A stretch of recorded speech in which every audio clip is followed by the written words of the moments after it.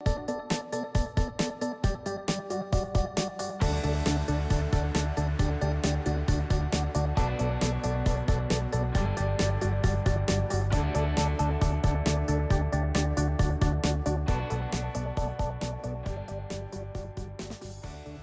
you for joining me for this little interview. You're welcome. Glad to be here. How are you? I'm good. How are you?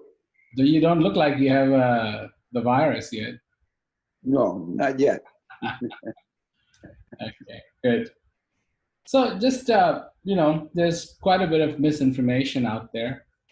And could you just briefly tell us what exactly this coronavirus is? Well, it's a little RNA virus. It's a very common class of viruses. A lot of these viruses do cause what we call a common cold, about 5 to 10%. There's other viruses that cause common colds. This one is unique in that it came from a animal species, probably a bat, and morphed or mutated so that it could infect human beings. And because of that, none of us has any immunity to it. Most of the colds we come in contact with year by year, we have some immunity. And this also one has two phases. One is it infects the so-called upper respiratory tract, which is the nose and throat, like a common cold. But then it can go down into the lungs. And if it goes down into the lungs, then it causes a very serious disease. It's very good to know. Just for the audience's sake, and you're Dr. John Horton. You've been a physician for quite a few years. You were in preventive medicine. You've written quite a few books, done a lot of trainings, and so you've been around. I have 50 years at it. Wow, that's pretty good. Yeah. So if we know what this is, how can we prevent this from, attacking us or infecting us? Well, just like the common cold, it comes through the air. So we know it comes through droplets, with coughing and sneezing. So whenever someone would come into our office and they had a cold, we tell them, okay, put a mask on. We're not going to be exposed to that. And then when I would feel like, I've been exposed to a cold, I would stop, full stop, and rest and take care of myself. And then my immune system takes care of it. So that's the same here.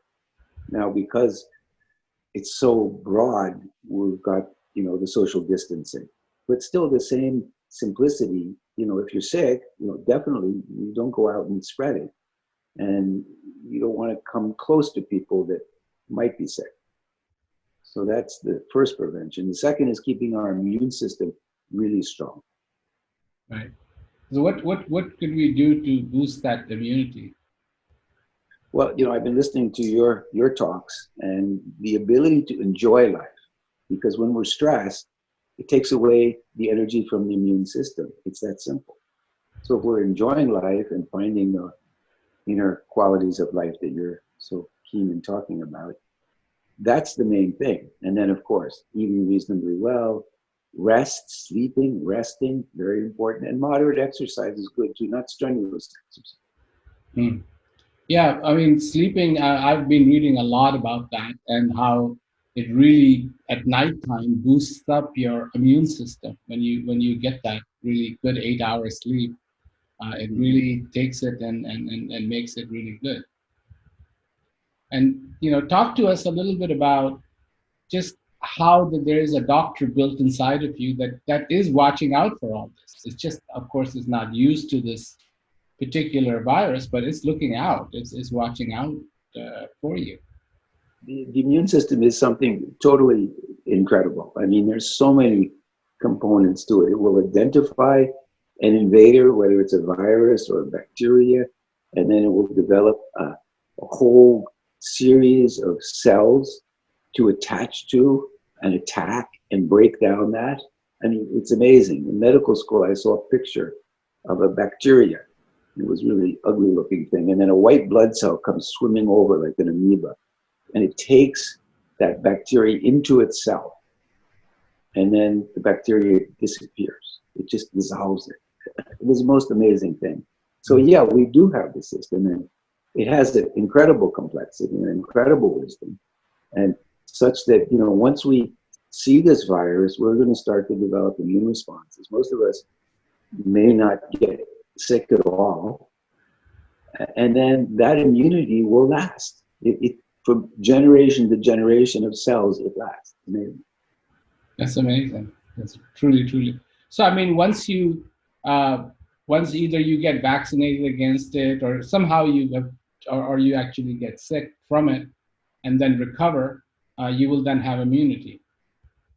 That's the hope. Sometimes the virus will mutate and change, like the flu virus does that. So we have different immunizations every year. We don't know what's going to happen with this guy.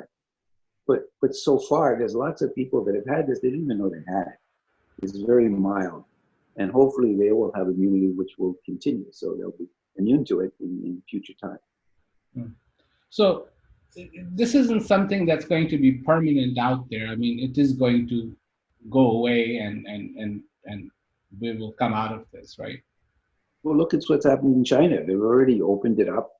And also in the small countries near China, Taiwan, there are very few cases. They did really good. Korea, South Korea is amazing. Singapore, they've already let down, you know, opened the society, and now they're just looking at clusters. So you see, okay, these people over here are getting sick, identify who they are, you identify their contacts, and then you contain that. So we'll be there at some point. That's very hopeful to know, and that's very good to know. So really, we don't need to be afraid of this thing. We just need to take caution. Take precautions against it. Exactly.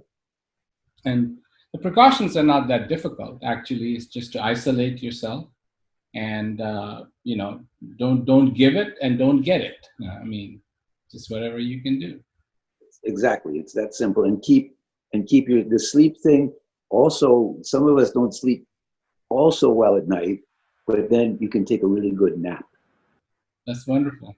Yeah, especially if you're in a lockdown situation. I mean, you've got the time. You can take a nap. You can try to do a little exercise, and eat well, and feel good about it. Yeah. And the enjoyment that you talk about, being able to enjoy your inner life in the midst of all this, that's always a grand possibility. Yeah. Well, that's wonderful. That I think that's going to give a lot of hope to people when they hear about this. That it's not that complex of a thing. That is not, you know, because there's so much bad information out there, and you know, it's like, oh yeah, we're all going to die, and you know, it's the doom and gloom thing, and people love that. Some people just love that, and they love to spread it. Let me add one thing. I just ran across an article last night. I was, you know, studying a little bit to have this conversation with you, and I ran across an article by a guy named Siddhartha Mukherjee, who's written a very impressive book about cancer and was a virologist before he became a cancer specialist. And he brought up that it's dosage related. People feel, oh my God, look at all these doctors that are sick. They got a huge amount of the virus coming at them. So it's dosage related. If you're talking to a friend and maybe that friend spreads a little virus to you, it's so small. It's not going to make such a difference. So again, it's the most sick people. And once we get ahead of the curve of taking care of the sick people really well, that's going to cut down the transmission greatly. What advice would you give to the family members, you know, who possibly have this, who are in the hospital and so on and so forth? Well, this is where, you know, the public health comes in. If we could test more people so that if my family members in the hospital, then I can get tested and I know if I have it or not. But still the same thing, the rest, the relaxation, the taking care of yourself, that's the first line. Well, that's wonderful. I think that's going to be very informative to the viewers, and I thank you. Thank you very much, John. Take care of yourself. Thank you, Prem. Bye-bye. Bye. Thank you.